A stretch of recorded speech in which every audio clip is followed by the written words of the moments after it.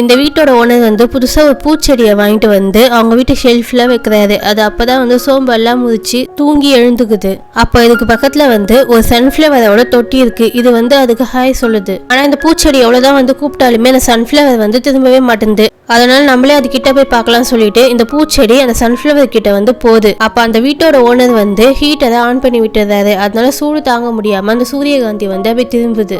பார்த்தா ரொம்ப ஹீட்னால அதோட முகலாம் அப்படியே வந்து காஞ்சு போயிருக்கு. இந்த பூச்செடி பின்னாடி திரும்பி பார்க்கும்போது அந்த வீட்டுல இருக்க எல்லா செடிகளுமே வந்து காஞ்சு போயிருக்கு. அதெல்லாம் பார்த்து பயந்து போன பூச்செடி பின்னாடி வரும்போது ஸ்லிப் ஆகி கீழே விழுந்துருது.